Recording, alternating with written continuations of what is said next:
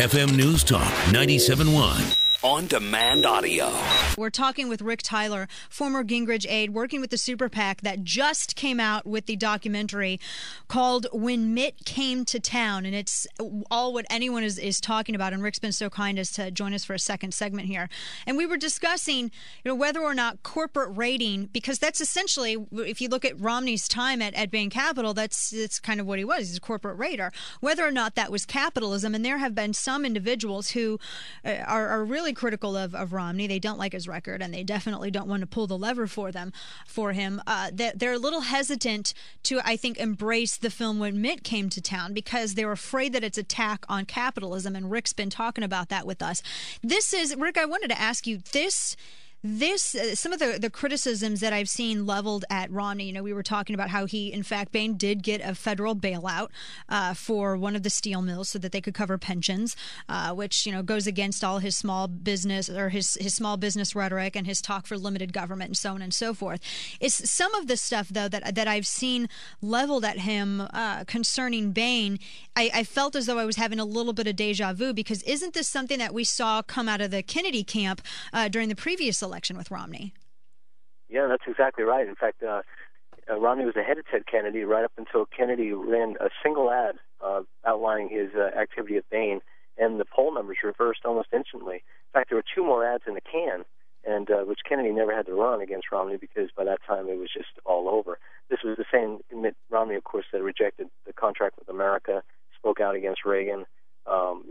In the contract with America, of course, led to balanced budgets 4 years, paid off $405 billion worth of debt, welfare reform, tax cuts, all while creating 11 million new jobs. And here you have Mitt Romney, look, I don't want to get so much into a philosophical argument about, right. I'm trying to pick one, I know. The nature of capitalism. I'm a capitalist, I'm a free enterprise. I'm uncomfortable with what Romney does because it's legal, but I don't think it's ethical. But the point here is he is running as President of the United States with these public utterances that he's conservative. We know he's not, and that he knows how to create jobs and has created jobs in the private sector. He's not. Now the other day, today he actually said, it was very funny because he said he enjoyed firing people. I don't know why he would offer up that soundbite, but that's what he did. Yes. And then, he claims that he created 100,000 jobs. Well, yeah, 10,000 became 100,000 somehow. Yeah, 100,000. I'll stipulate that he's right, but these weren't American jobs. These were jobs in Mexico, Southeast Asia, and overseas because that's where those jobs went.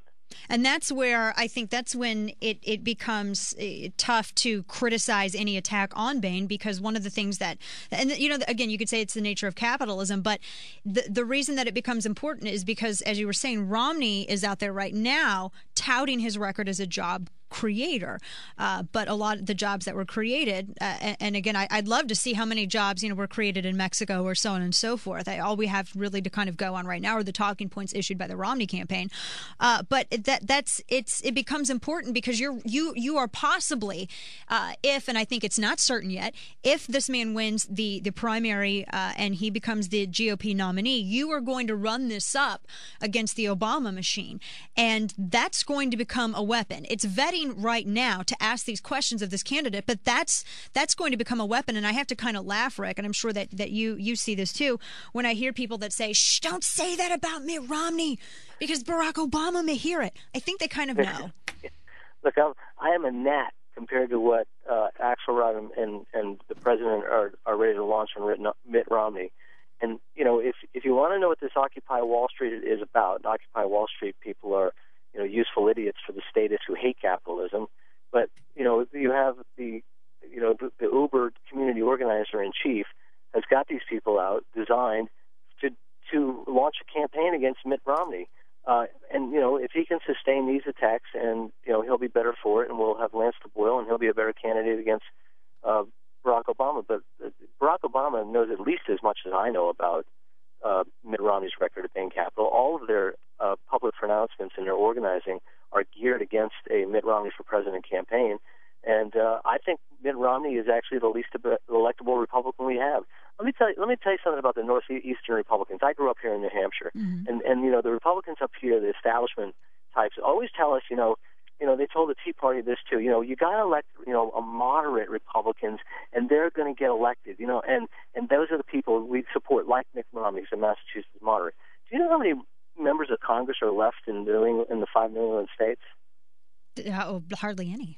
Well, the U.S. House of Representatives has 0. Yeah. They have not one single U.S. House member left in New England, and then we've got 3 moderates who are moderate on social issues. I'd say they're left on social issues, and they're actually, pretty left on fiscal issues according to their voting record. They utter different things, but that's the model the Northeastern establishment would have us follow, and we would have no Republicans, no conservatives in the Congress at all if we listen to them.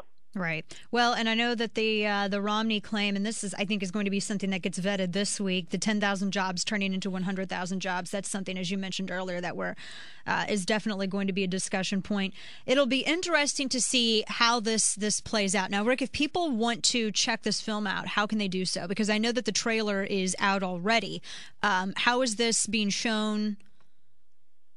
The trailer's out already. Mm-hmm. We'll release the full-length film on the same website, kingofbain.com, and over the course of the next couple of days, you can sign up, follow us on Twitter there. You can follow us on Facebook, and we'll alert you as soon as it's available. And then what we're doing is we're cutting a lot of $3.4 million worth of advertising in South Carolina to make sure that people of South Carolina who GSI Steel know about Mitt Romney's 20 years at Bain.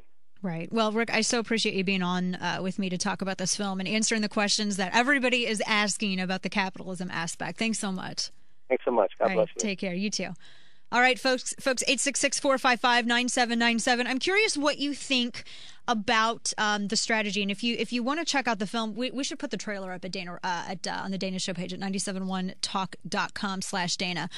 Because this is, I can see both sides of it, but at the same time, I've always been really hesitant, and this is like the second time that I've seen conservatives do this just in this primary cycle, is discuss businesses and their reactions in politics and capitalism with Bain Capital.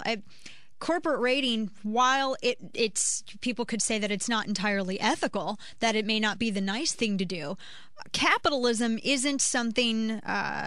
Capitalism, bare bones, is about profit. It's not about people. Of course, you could also argue that making people happy and keeping them productive increases profits, which I think that there's definitely an argument for that. But I think that there's a very fine line that conservatives must not cross in terms of criticizing the actions and the results that came from Bain that Mitt Romney is out there discussing right now. For instance, the job creation stuff. From his record, if he's talking about jobs in the United States, those 100,000 jobs in the United States, what his record says doesn't hold up to that. It's not legit. But at the same time, I don't know. I just don't. Capitalism is a blood sport. Politics is a blood sport.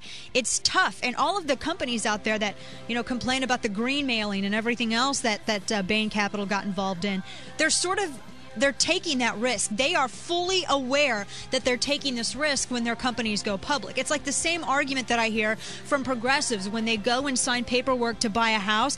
They're going to act ignorant about the fine print. You know that if you're unable to pay your bills, you're going to lose your house. The same thing with these businesses. You know that once you go public and you have shareholders involved, if you're unable to turn a profit, you could be susceptible to a takeover like this.